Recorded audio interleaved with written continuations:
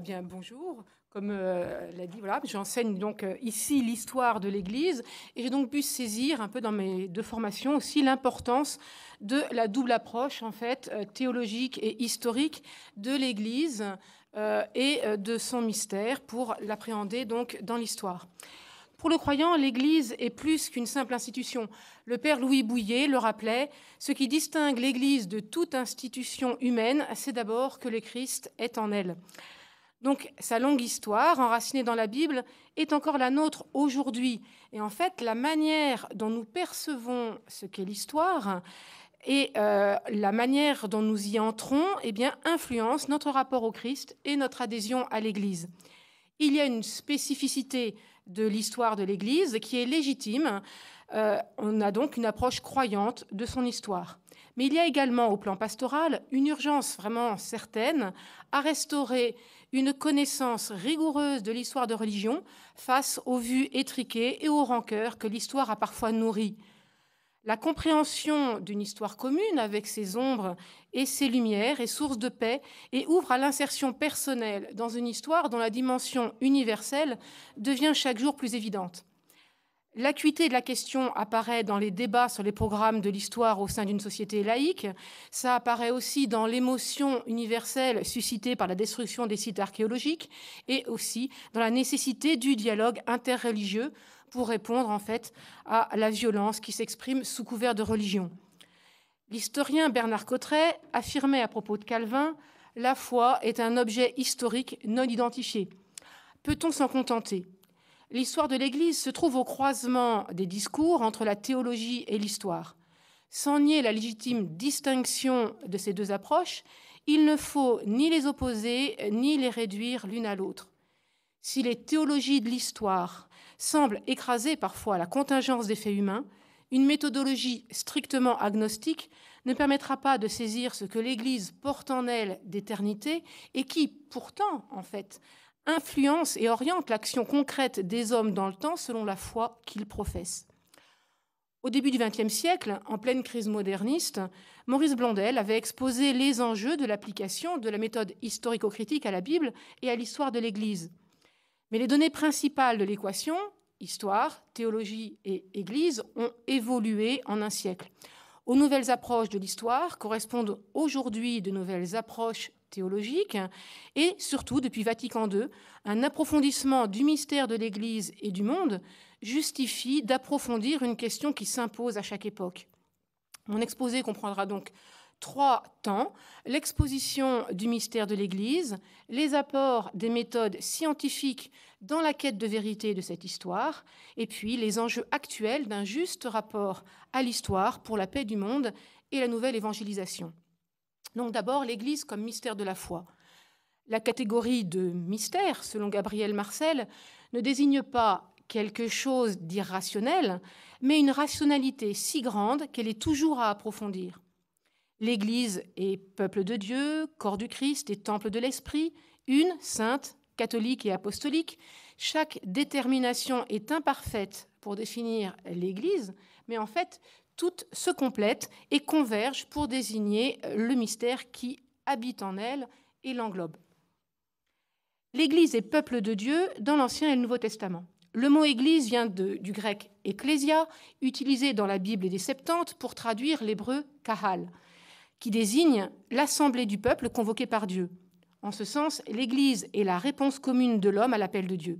Cette réponse s'approfondit en plusieurs étapes de l'histoire du salut, qui convergent et s'accomplissent dans le Christ. L'appel des 12 est au fondement de la mission des chrétiens parmi les nations, et ils doivent témoigner de la réalisation définitive en Jésus-Christ du dessein de Dieu dans l'histoire. L'Église est le rassemblement de ceux qui sont appelés pour faire dans le Christ un seul peuple, par-delà les temps et les frontières. C'est donc une compréhension de l'Église ab Adam et composée d'Israël et des nations qui oriente toute l'histoire vers sa consommation finale. Si le titre de peuple de Dieu dit l'Église comme mystère d'alliance entre Dieu et l'humanité, la théologie paulinienne de l'Église corps du Christ la présente comme le développement d'un organisme diversifié et unifié. Bossuet dira « L'Église, c'est Jésus-Christ répandu et communiqué ». On ne peut séparer l'Église du Christ. Jeanne d'Arc l'affirmait très simplement, elle disait « De Jésus et de l'Église, mets avis que c'est tout un et qu'il ne faut pas en faire difficulté ». L'Église prolonge le mystère de l'incarnation et de la rédemption par la prédication et les sacrements. Donc sa structure visible témoigne de sa nature sacramentelle. On ne peut opposer l'Église visible et l'Église invisible. Tandis que l'aspect visible et institutionnel est souligné par le terme de corps du Christ, le lien à l'esprit souligne l'aspect invisible et charismatique de l'Église. L'Église est temple de l'Esprit qui agit en elle et par elle dans l'histoire. L'Esprit Saint, donné en plénitude aux apôtres à la Pentecôte, initie le temps de l'Église qui ne s'oppose pas à celui du Christ qui nous l'a envoyé. Le temps de l'Église est adéquatement celui du Christ et de l'Esprit, rendant la création à la louange du Père. Selon le symbole des apôtres, l'œuvre de l'Esprit est la communion des saints, la rémission des péchés, la résurrection de la chair et la vie éternelle. On le dit à la messe tous les dimanches, cette liste dévoile le dynamisme de l'Église dont la mission est œuvre de miséricorde, appel à la conversion qui s'adresse à tout homme. Dans le credo, également, la vie de l'Église s'inscrit dans le prolongement de l'article sur l'Esprit. 4 notes la qualifient aux yeux de la foi, et l'Église est une, sainte, catholique et apostolique. L'Église est une, fondée dans le dessein de Dieu.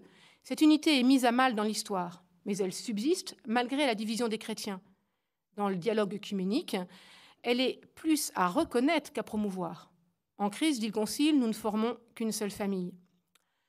L'Église est sainte en elle-même, à la fois sanctifiée et sanctifiante. Elle communique les choses saintes et suscite la communion des saints. Mais jusqu'à la fin du monde, elle demeure composée d'hommes pécheurs. Le mal dans l'Église est un scandale et un appel à la conversion de chacun, dans l'attente de la fin où Dieu sera tout en tous. L'Église est catholique, ce qui signifie plus qu'universelle. Quand l'Église ne rassemblait que des communautés éparses dans l'Empire païen, eh bien pour Ignace d'Antioche, déjà, là où est le Christ Jésus, là est l'Église catholique. L'Église est catholique du grec kat holou, ce qui signifie « selon le tout ». La catholicité dit la communion du juif et du païen dans le Christ, qui manifeste et réalise la réconciliation de l'homme et de Dieu. La catholicité assume la diversité des individus et des peuples en accueillant les apports de tous. Elle implique une ouverture au monde et une évangélisation capable de faire grandir le royaume de Dieu dans la diversité et le dialogue des cultures. La catholicité récuse en fait toute consécration abusive des valeurs créées qui tiendrait à absolutiser, voire à idolâtrer telle ou telle forme socio-culturelle, telle ou telle civilisation. Enfin, l'Église est apostolique. Dire que l'Église est apostolique, c'est reconnaître l'origine de sa structure dans l'institution du Christ. Le collège des apôtres et la primauté de Pierre manifestent et garantissent l'unité de la foi de tous les fidèles. C'est le fondement du lien charnel et spirituel qui nous unit au Christ à travers le temps et l'espace par la présence de leurs successeurs, les évêques et le pape. Vatican II a souligné le dynamisme historique de ce mystère de l'Église. La Constitution Lumen Gentium présente l'Église comme sacrement du salut. Elle est dans l'histoire le signe et l'instrument de l'union avec Dieu et de l'unité de tout le genre humain. Le plan même de la Constitution révèle le dynamisme d'une Église dont la structure interne et la mission sont ordonnées au retour de toutes choses en Dieu.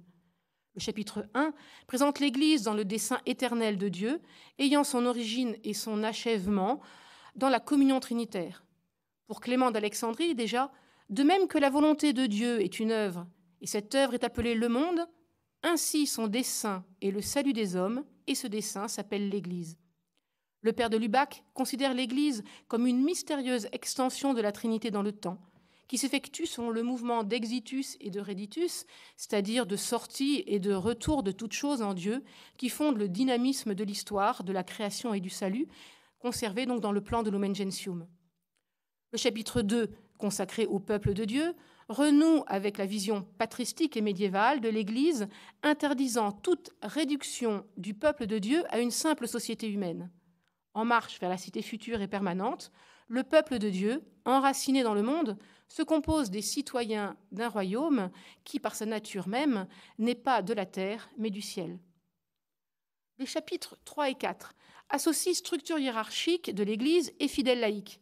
La tension donc qui unit le Christ tête et à ses membres se retrouve analogiquement dans l'unité de la hiérarchie et des laïcs. Sacerdoce ministériel et sacerdoce baptismal n'expriment pas seulement une logique de fonctionnement, mais une logique sacramentelle qui exclut toute opposition et manifeste la complémentarité des vocations et des missions dans l'Église pour la réconciliation de toute l'humanité en Dieu. Le chapitre 5 présente alors la sainteté comme une relation qui commence à se vivre ici-bas par l'union à Dieu, source de toute sainteté. La sainteté est un don, une grâce, qui rencontre l'effort de perfection mais ne s'y réduit pas. Tous les baptisés, quel que soit leur état de vie, sont appelés à participer à la sainteté de l'Église et à la sanctification du monde. Au chapitre 6, on est en train de remonter, faire le mouvement de Reditus, les religieux, clercs ou laïcs, témoignent dès à présent de l'orientation de l'Église vers la gloire. Le chapitre 7 de Lumen Gentium, en parallèle au chapitre 2, dévoile, dans le but final de la marche du peuple de Dieu, les enjeux actuels de la vie chrétienne. Les fins dernières, mort, jugement, paradis et enfer, sont réinsérés dans la perspective du retour du Christ en gloire, initiant la résurrection des morts, le jugement dernier et le renouvellement de la création. Le Concile met donc en œuvre une ecclésiologie intégrale, unissant les vivants, les défunts en voie de purification et les bienheureux. Le dynamisme de purification qui anime l'Église s'étend au-delà des limites du temps et de l'espace. Loin d'opposer cité céleste et cité terrestre, le Concile rappelle que dans ce monde, l'Église est une réalité qui se construit dans la compénétration des deux cités. Gaudium et Spes développe cet aspect pour appeler les chrétiens à s'engager dans le monde de ce temps. Le chrétien ne connaît ni le jour ni l'heure. La fin des temps en soi n'est pas objet de sa curiosité, mais d'une vigilance actuelle. Le discernement du sens de l'histoire présente est éclairé par la connaissance de l'accomplissement final.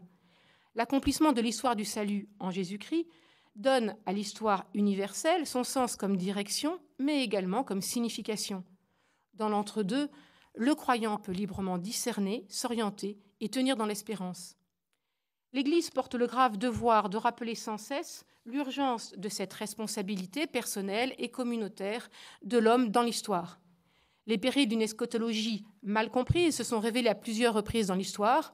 On a eu les courants millénaristes, et particulièrement ceux issus de Joachim de Flore, qui ont annoncé régulièrement l'établissement définitif du royaume sur terre ou d'une église d'élus et de purs. Ce courant a été transposé dans l'espérance temporelle et athée des lendemains qui chantent de l'idéologie marxiste, dont préserve l'eschatologie chrétienne par sa transcendance. Et pour finir, le chapitre 8 de la Constitution Lumen Gentium contemple la figure de l'Église présente en Marie. Jésus lui-même est une personne divine. Par son Assomption, Marie est la première personne pleinement humaine, glorifiée corps et âme.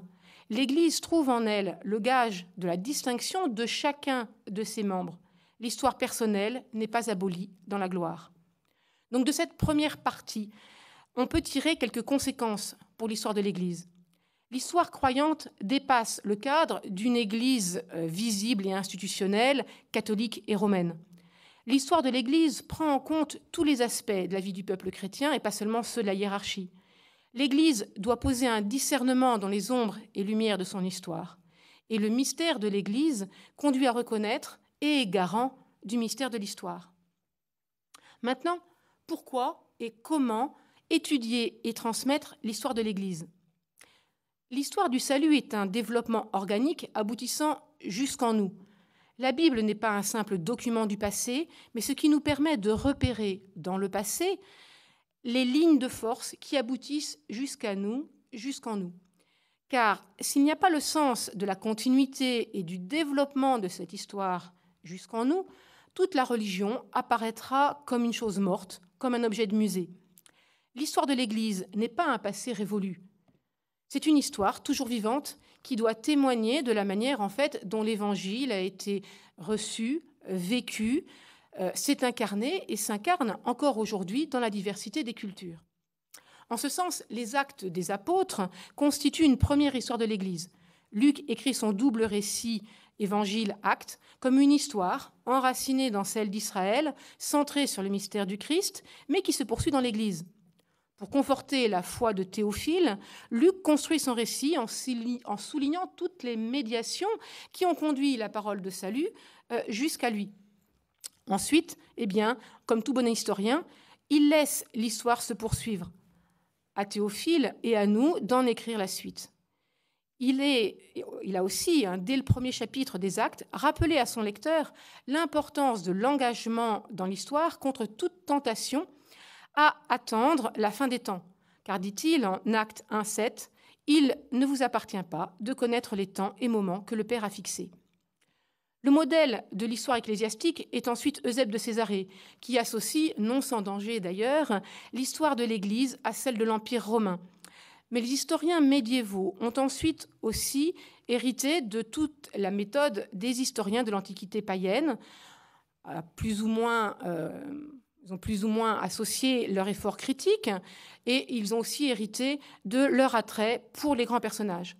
Dans cette double tradition, l'histoire médiévale est à la fois magistrat vitae et gesta dei, donc récit des hauts faits de Dieu, gesta dei, et maîtresse de vie, magistrat vitae, et aussi miroir au prince, récit que l'on donne au souverain régnant du grand ancêtre pour lui donner des conseils de gouvernement.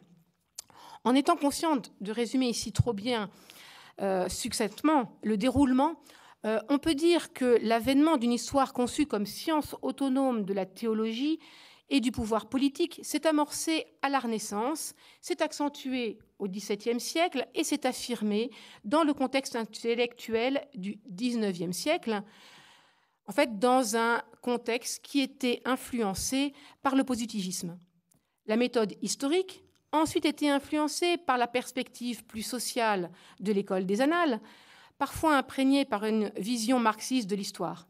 Puis les historiens de la nouvelle histoire ont réfléchi sur la dimension interprétative, mémorielle et subjective de leur travail. Ces approches se complètent. Elles ont pu réduire, mais elles ont aussi enrichi la lecture de l'histoire de l'Église. L'éclatement du modèle dominant d'historiographie depuis 1989 et la fin des idéologies de progrès ont donné l'impression d'une histoire en miettes ou même de fin de l'histoire.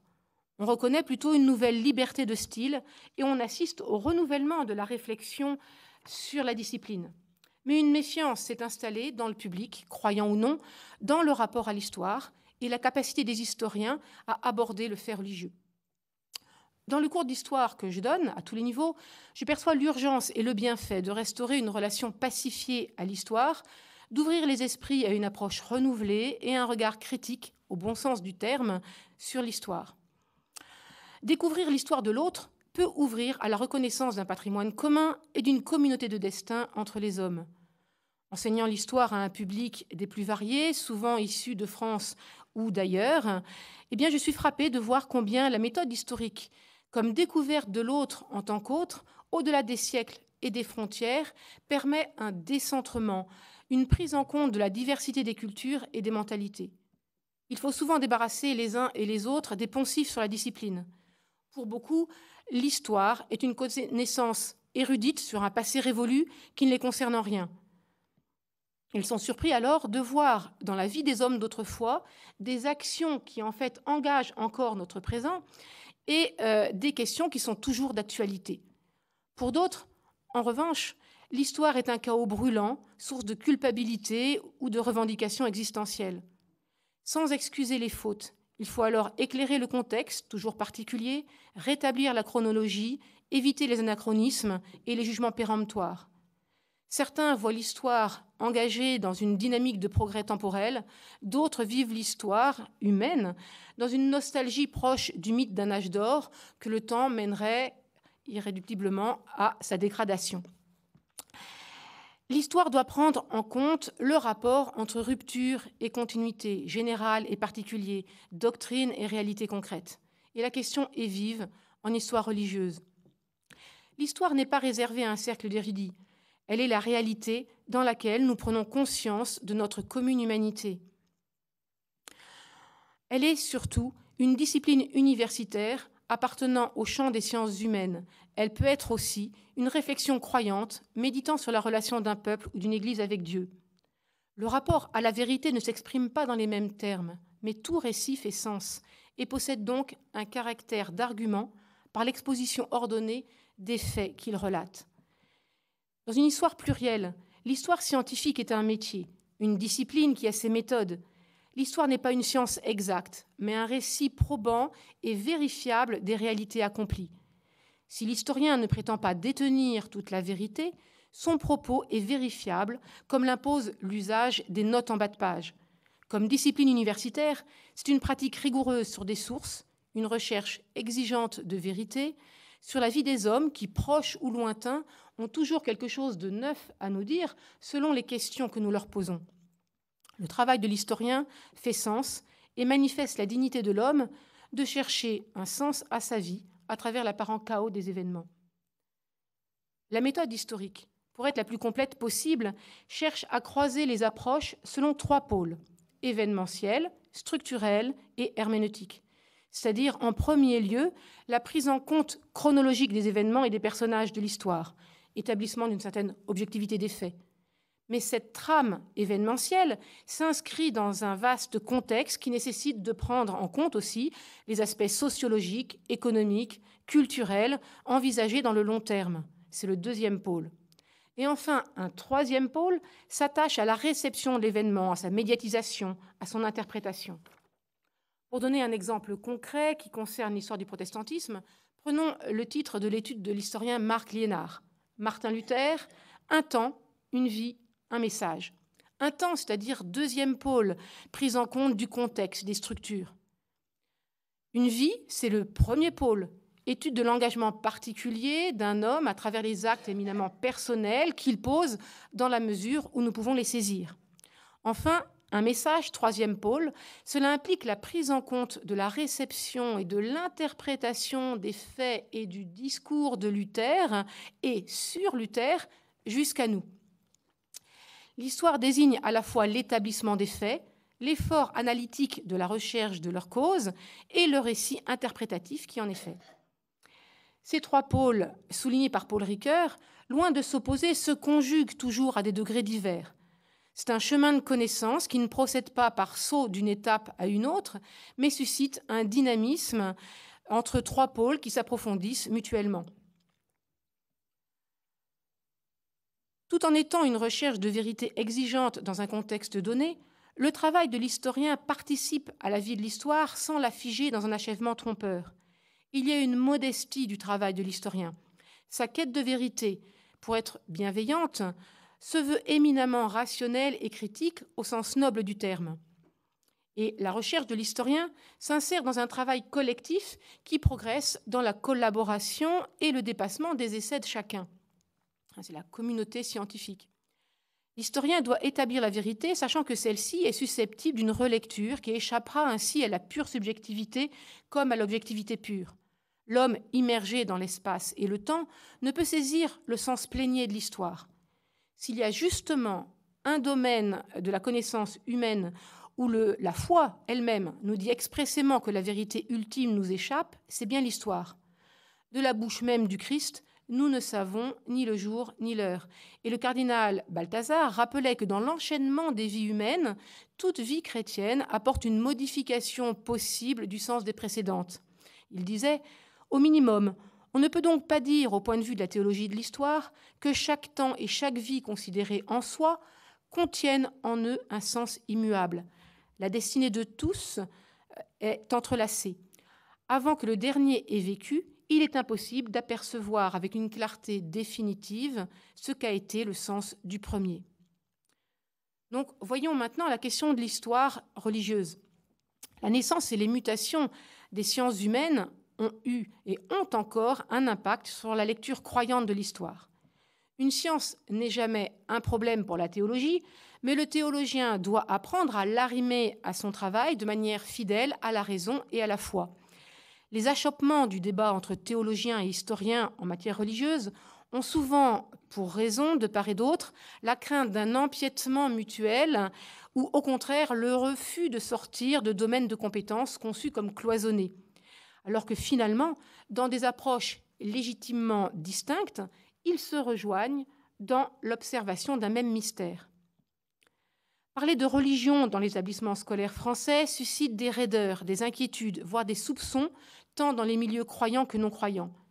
C'est un héritage de notre passé tumultueux, et pourtant, la culture actuelle a tout à perdre en occultant en fait une part constitutive de son héritage, et les croyants mal à l'aise avec l'histoire sont mal à l'aise dans leur foi et dans leur engagement dans le monde. J'ai dans mon public autant d'auditeurs portant sur leurs épaules 2000 ans de contentieux mal digérés avec l'Église que de croyants persuadés de la sainteté absolue de l'Église. Le discours historique doit éviter de tomber de Charybde en Scylla. Il faut d'un côté refuser toute apologie réductrice et de l'autre faire admettre la nécessité d'une vraie repentance sur les fautes du passé.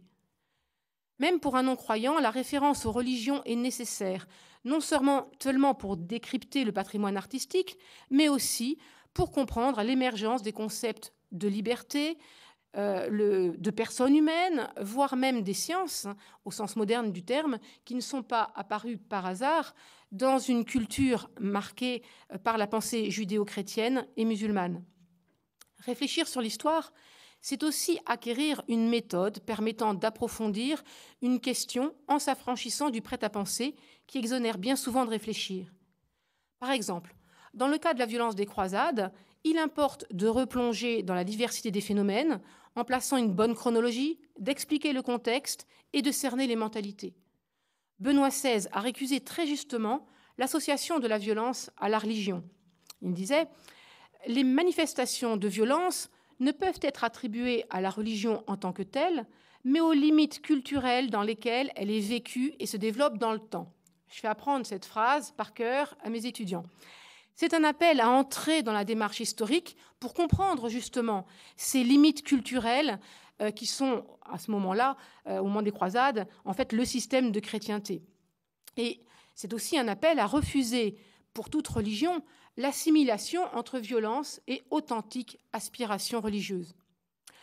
On a aussi un rôle de l'historien qui est d'ouvrir les archives pour établir la vérité face à une propagande mensongère. Par exemple, dans le cas des rumeurs contre Pie XII, le père Blais a ainsi, à la demande de Paul VI, publié et étudié une partie des archives du Vatican et maintenant elles sont disponibles sur Internet. La publication des sources est un pan entier du travail de l'historien qui doit encore être développé. Mais l'histoire de l'Église va bien au-delà de cette réflexion sur les points chauds de l'histoire.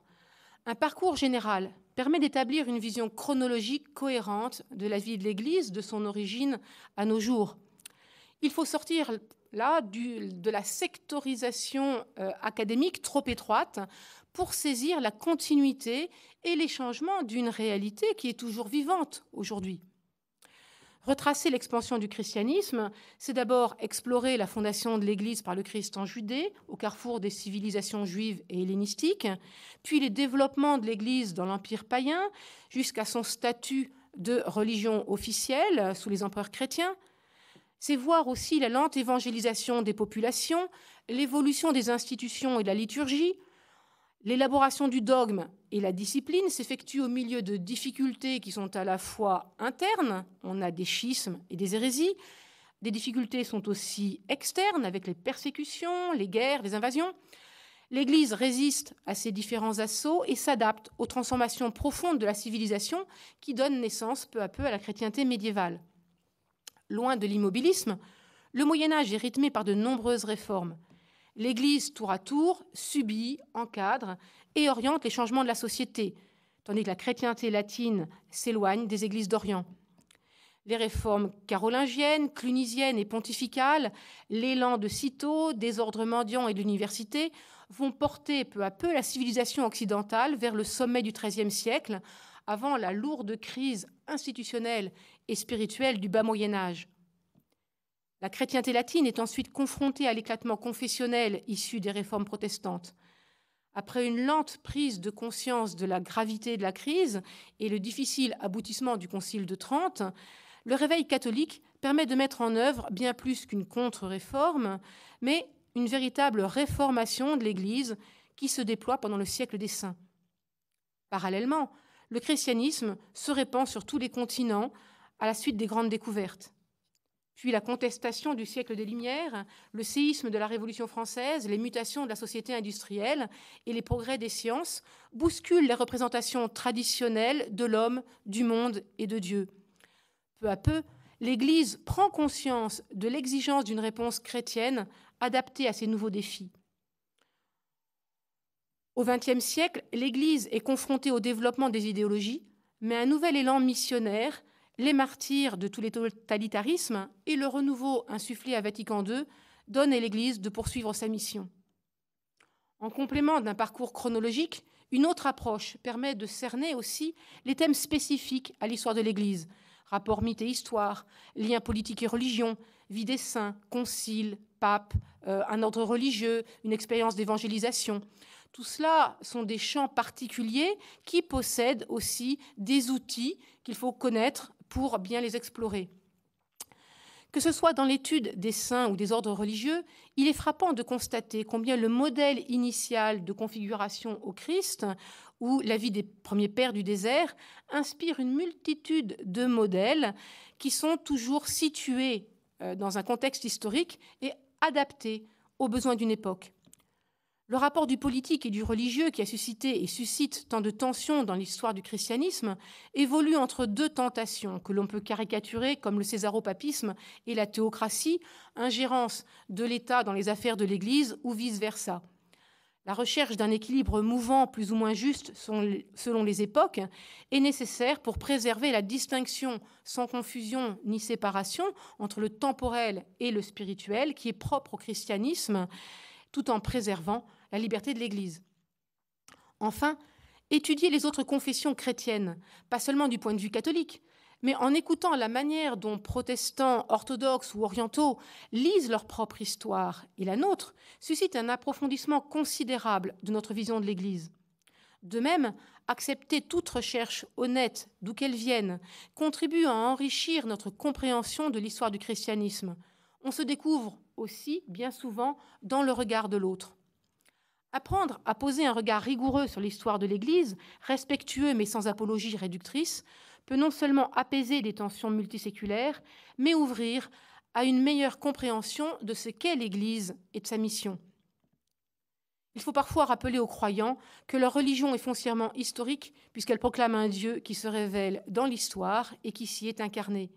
L'Église relie sans cesse son histoire dans une quête de vérité qui s'impose à elle.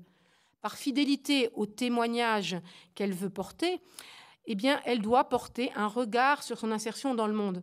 Elle a su récemment reconnaître les points d'ombre de son histoire, comme lors de la repentance exprimée par Jean-Paul II pour les fautes commises envers le peuple juif et envers les savants ou d'autres chercheurs de vérité. Peu d'historiens osent encore, comme Claude Savard, désigner sans complexe l'objet de leur étude comme histoire de l'Église. On parle plus volontiers d'histoire des religions ou d'histoire religieuse, ce qui n'est pas tout à fait la même chose. Émile Poulain revient sur l'expérience de sa longue carrière et les difficultés que rencontre l'histoire savante devant le fait chrétien. Guillaume Cuchet montre comment Claude Langlois, étudiant Thérèse de Lisieux, peine à rendre compte de l'expérience mystique des saints, c'est-à-dire à dire l'indicible dans les limites de la raison. Une hagiographie scientifique est-elle conciliable à la prise de conscience du nouveau rapport du fait religieux dans la société postmoderne ? Guillaume Cuchet souligne avec Daniel Hervieux-Léger l'exculturation du christianisme dans la société française qui modifie le débat, étend le champ du phénomène religieux et motive la prise en compte par l'historien de la diversification de son objet. En fait, loin d'invalider l'histoire de l'Église en tant que telle, ce constat permet de manifester sa spécificité au sein d'une histoire plurielle. La question de la Shoah a également imposé une réflexion sur l'histoire, car là aussi, l'historien se trouve face à l'indicible du mal, à ce qui est humainement impossible de comprendre et que pourtant il est impérieux de dire. Pour le croyant, la Shoah n'est pas seulement un crime contre l'humanité, mais par le refus de l'élection divine dont elle témoigne, c'est un crime contre Dieu. Dernière partie, voyons maintenant les enjeux d'un juste rapport à l'histoire, et d'abord histoire et laïcité. Dimension fondatrice de l'identité de la personne, l'histoire relie l'individu à une famille, un terroir, un peuple, une nation. Elle entretient depuis l'origine des relations équivoques avec le pouvoir politique, mais elle est porteuse de sens pour la vie des hommes et elle ouvre en retour à une activité réflexive sur soi-même. Le croyant doit éviter deux écueils que Maurice Blondel avait qualifiés d'extrinsécisme et d'historicisme, c'est-à-dire en fait le repli sur un discours fidéiste et conceptuel faisant abstraction des sciences et à l'inverse l'enfermement dans une méthodologie agnostique s'interdisant de poser une détermination métaphysique, morale ou théologique. L'agnosticisme de méthode exigé par les sciences met l'observateur à distance pour fonder sa neutralité bienveillante, ce qui est légitime et positif, en promouvant une observation plus objective et partielle. En revanche, elle n'implique pas l'abolition des dimensions éthiques et spirituelles pour son interprétation. Les enjeux de la question sont déterminants pour l'histoire, la vie en société et le dialogue interreligieux. Au plan politique, une juste laïcité promeut la neutralité de méthode de l'État, favorisant la quête spirituelle des personnes dans un esprit et un espace public de liberté. Le père Guggenheim rappelle que l'État laïque n'adopte ni religion ni philosophie particulière, mais il est garant du bien commun, dont la liberté de religion est une pierre d'angle, car elle rappelle ce qui passe l'homme, les institutions et la société. La société n'est pas laïque, mais plurielle. Contre tout positivisme, pour l'historien comme pour son lecteur, approche scientifique et croyante s'intègre au niveau de la personne. L'histoire n'est ni subjective ni objective, elle est interpersonnelle. La foi participe à la perception d'une commune humanité relevant d'une histoire commune.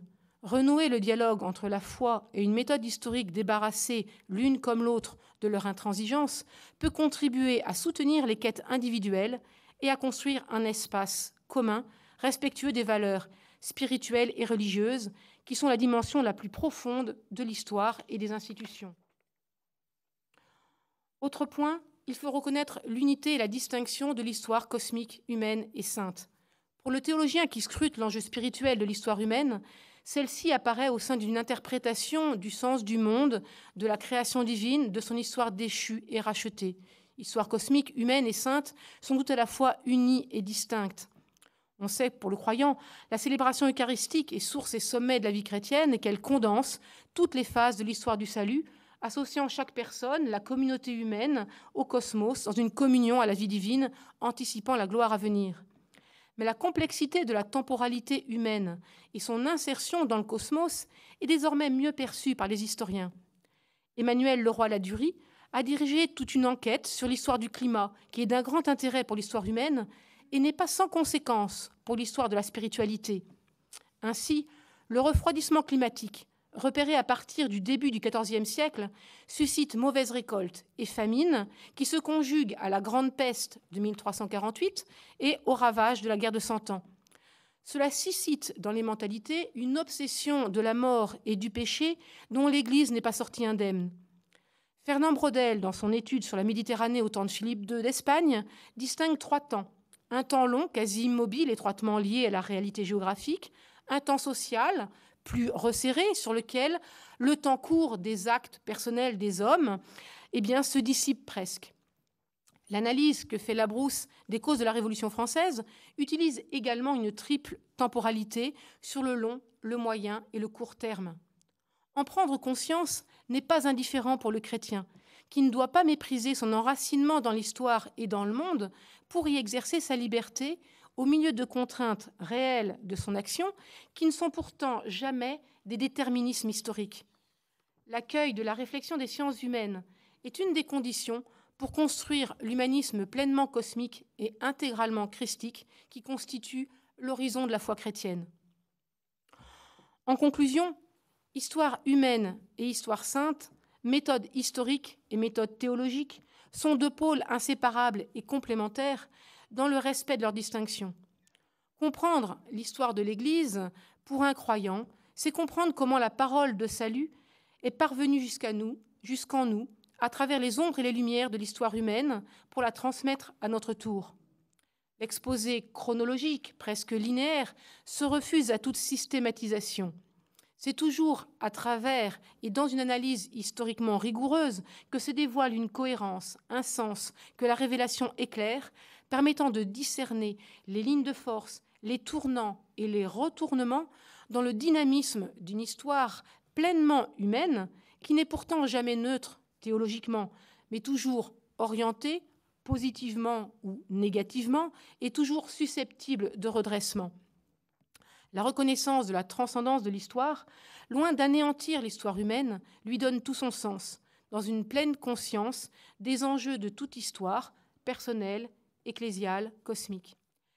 Elle permet d'éclairer notre histoire sans la juger, de s'y orienter et de s'y engager avec une espérance renouvelée. Je vous remercie.